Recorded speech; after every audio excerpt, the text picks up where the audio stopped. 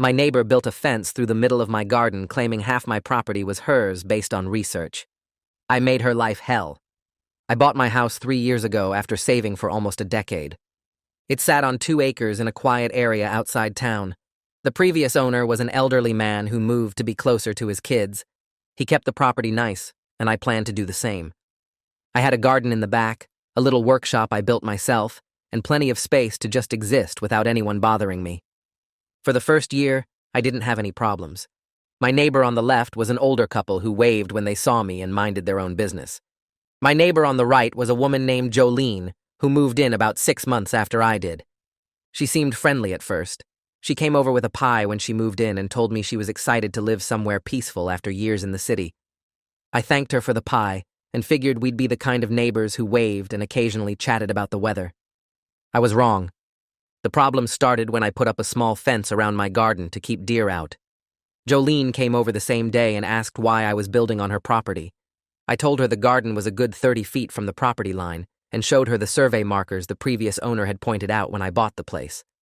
She looked at the markers and said they were wrong. She said the actual property line was much closer to my house and that everything past my driveway belonged to her. I laughed because I thought she was joking. Jolene told me she had done her own research and the land records were messed up. She said the previous owner had been using her family's land for years without permission, and she was just taking back what was rightfully hers. I asked what research she did. She said she talked to some people in town who remembered her grandmother owning land out here decades ago. I told her that wasn't how property ownership worked. She told me I was being difficult and walked away. I figured that was the end of it. It wasn't. A week later, Jolene put up her own fence. Right through the middle of my garden. She ran it from her property line straight across my yard, cutting my 2 acres nearly in half. I came home from work and found my tomato plants on the other side of her fence. I walked over and asked what she was doing. She said she was protecting her property from trespassers. I told her she just destroyed 3 months of work. She said I shouldn't have been gardening on her land. I called the county office the next morning. They confirmed my property lines were exactly where the survey markers said they were.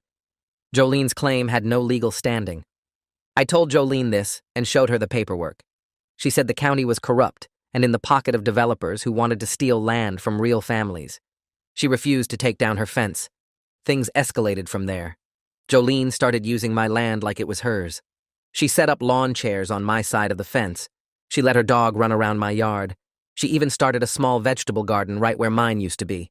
When I told her to stop, she said I was harassing her. She told other neighbors I was trying to force her off land her family had owned for generations. Some of them believed her because she cried when she told the story. I got dirty looks at the grocery store from people I'd never even spoken to. Jolene called the police twice, saying I was trespassing on her property. Both times, the officers looked at the actual records and told her she had no claim. Both times she cried and said the system was rigged against working families. The officers told me there wasn't much they could do unless I wanted to pursue legal action. I didn't want to spend money on lawyers for someone who would probably just ignore a court order anyway. So I got creative. First, I took down her fence. I waited until she was at work and removed every single post. I stacked the materials neatly on her actual property, with a note explaining that she had built on my land without permission, and I was returning her supplies. She came over screaming that I had destroyed her property. I told her I just moved it to where it belonged. She put the fence back up the next day. I took it down again that night. We did this 4 times before she finally stopped rebuilding. Then I made her life inconvenient in small ways. Jolene had been using a shortcut through my property to get to the main road. Saved her about 5 minutes every morning. I put up posts and rope blocking that path. She had to drive the long way around for the first time since she moved in. She complained to anyone who would listen that I was being petty. I told people she had tried to steal half my land, and they could decide who was being unreasonable. The older couple on my left had seen the whole thing unfold. They started telling people what actually happened. Marshall and Delphine had been my only allies in this mess. They'd watched Jolene's fence go up through my garden and seen me take it down 4 times. They knew the truth, and now they were telling people around town what actually happened instead of letting Jolene's sob story spread unchecked. I appreciated it more than I could say, but the damage was already done in a lot of ways.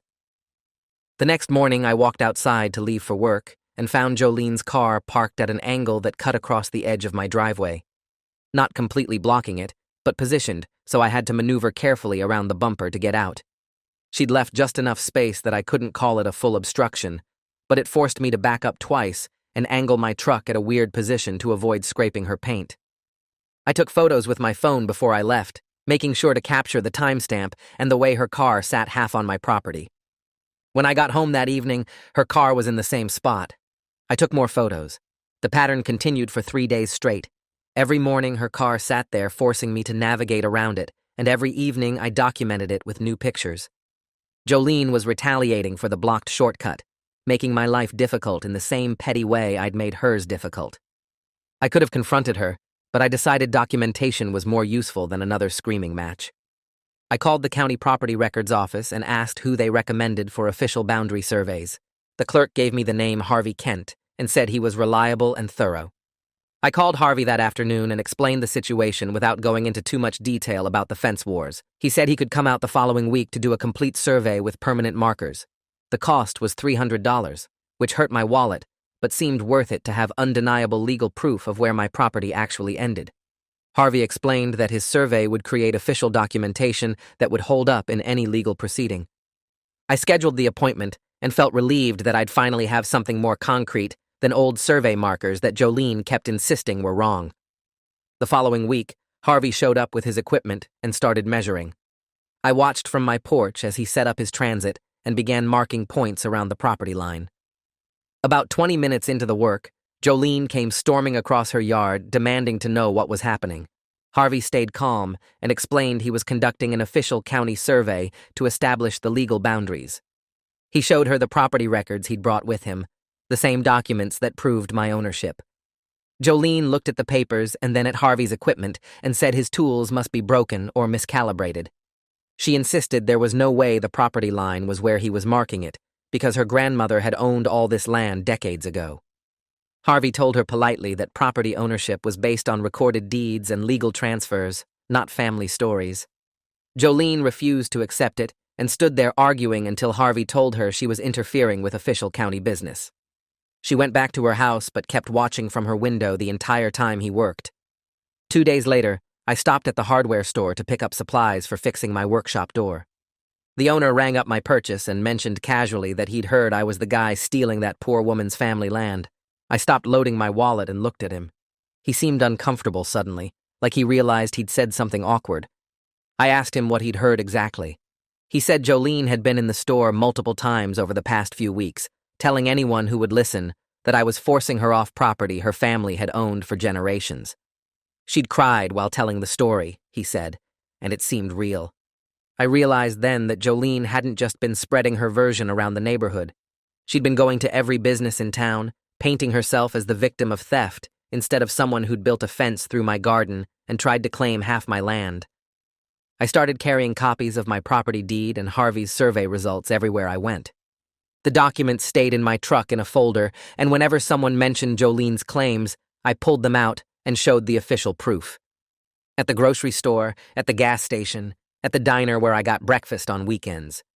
I watched people's faces change as they read the county records and realized they'd been misled. Some apologized. Others just looked embarrassed and changed the subject. A few seemed annoyed that I was contradicting a story they'd already accepted as true. 3 weeks after Harvey finished the survey, I got a letter from the town council. Jolene had filed a formal complaint claiming my fence removal and path blocking constituted harassment. The letter required me to attend a mediation session the following Tuesday evening. I read it twice and felt my frustration spike. I was treated like the problem when all I'd done was defend my legal property from someone who'd literally built a fence through my garden. The mediation session was held in a small conference room at the town hall. Jolene sat on one side of the table with the mediator between us. I brought my folder of documents and laid everything out. The survey results showing the exact property boundaries. My deed, proving ownership.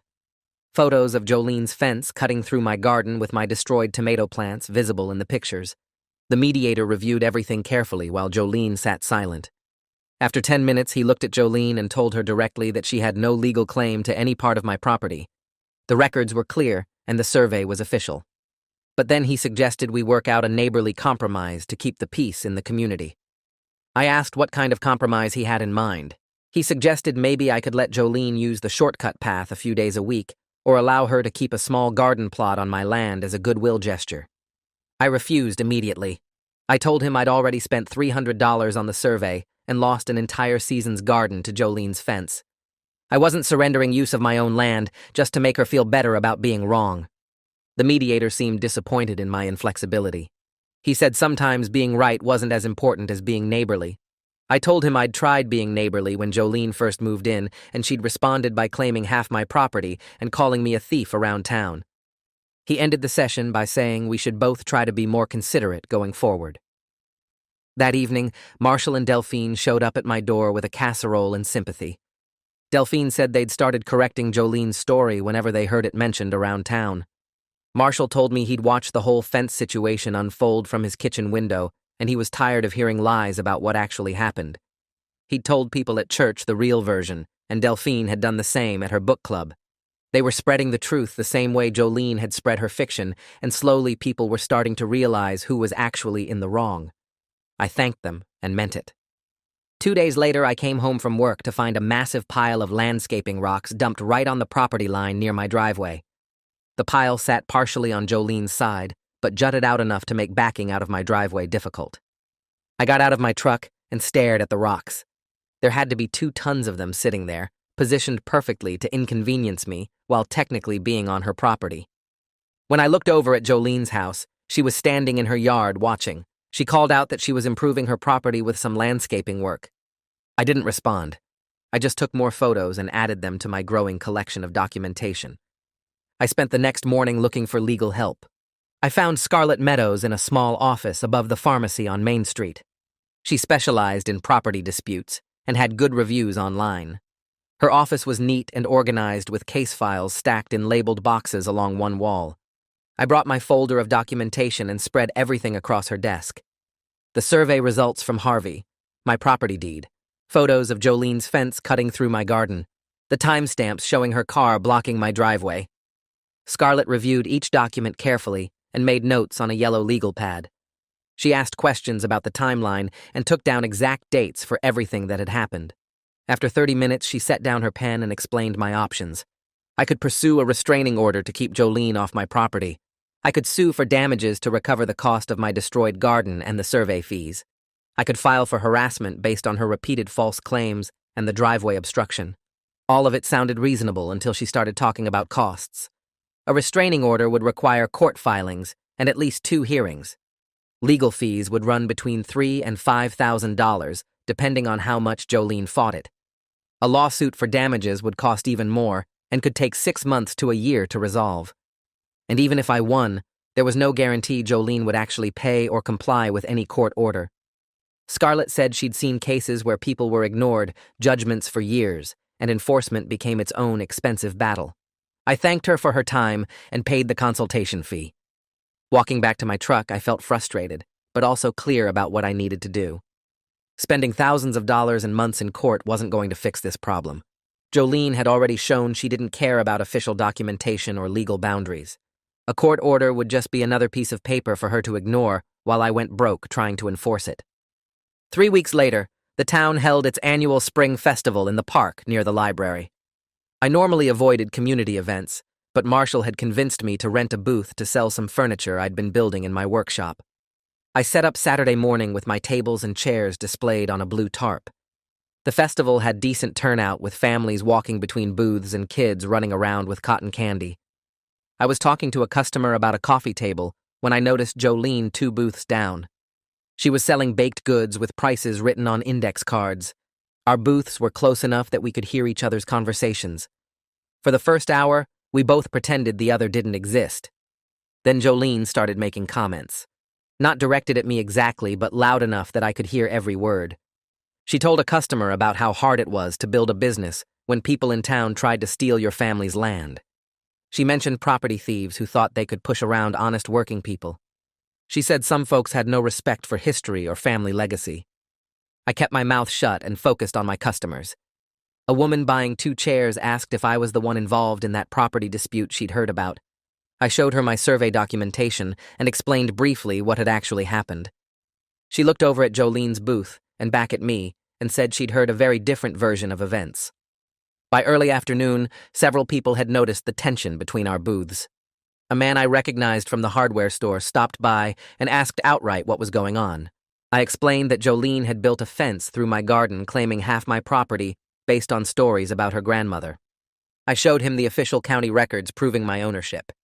He looked uncomfortable and said he'd heard Jolene's side first and hadn't realized there was documentation proving otherwise. More people started asking questions as the day went on. I stopped trying to sell furniture and just answered honestly about what had happened. Some people already knew the truth from Marshall and Delphine. Others were hearing the real version for the first time and seemed surprised that official records contradicted everything Jolene had told them. I decided that week to stop fighting individual battles and just end the whole situation permanently. I called a fencing company and got quotes for installing a proper privacy fence along the entire property line. The cost made me wince. $6,000 for materials and labor to fence the whole boundary between my property and Jolene's. But it would solve multiple problems at once. It would mark the legal boundary clearly, so there could be no confusion about where my land ended and hers began. It would prevent Jolene from easily accessing my property or watching my activities. It would give me actual privacy instead of constant surveillance. I wrote the check and scheduled the installation for the following week. The crew showed up on a Monday morning with posts and panels loaded on a flatbed truck. They worked efficiently, setting posts in concrete and attaching the 6-foot panels. The fence ran straight along the survey markers Harvey had placed. I watched them work and felt something loosen in my chest. This was my land. These were the legal boundaries, and now there would be a physical barrier making that undeniable. Jolene came outside when the crew started working near her yard. She stood watching from her porch with her arms crossed. The crew foreman showed her the survey documentation proving they were building on the correct property line. She didn't argue, but she didn't go back inside either. She just stood there watching as the fence went up section by section. On the third day of installation, I happened to look over at Jolene's house and saw her standing at her kitchen window. She wasn't watching the crew with anger like before. She looked tired, really tired. The kind of exhausted that comes from more than just lack of sleep. Her shoulders were slumped, and she had dark circles under her eyes that I could see even from a distance. She noticed me looking and moved away from the window. That afternoon, I was in my garden replanting the area where her fence had been when I heard her voice from the other side of my new fence. She was on the phone and talking loud enough that her voice carried. I wasn't trying to eavesdrop, but I couldn't help overhearing. She was talking about money. Something about bills she couldn't pay and a payment plan she was trying to set up. Then she mentioned her ex-husband, and her voice got sharp and angry. She said something about him taking everything in the divorce and leaving her with nothing but debt. I stood there holding a tomato plant and realized I'd been so focused on the property dispute that I'd never thought about why Jolene was so obsessed with claiming my land. Maybe it wasn't really about the property at all. Maybe it was about feeling like she'd lost control of everything else in her life, and this was the one thing she thought she could fight for and win. The next week, I was getting my mail when I saw a postal worker deliver a certified letter to Jolene's door. She had to sign for it, and I saw her face when she looked at the envelope. She went pale. I didn't know what the letter said, but I could tell it was bad news. Over the next several days, I noticed changes in Jolene's behavior. Her yard started looking messier. Weeds grew up around her mailbox, and her lawn went uncut. Her car stayed in the driveway more than usual, like she wasn't going to work as regularly. Most noticeably, she stopped monitoring me. She didn't come outside when I was in my yard. She didn't watch from her windows. She didn't make comments or create new problems. Whatever that certified letter had contained, it had become a much bigger issue than our property dispute. I felt a strange mix of relief and something almost like concern. The relief made sense.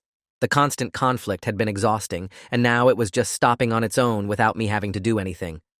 But the concern surprised me. I didn't like Jolene, and I hadn't forgiven her for the months of harassment and lies.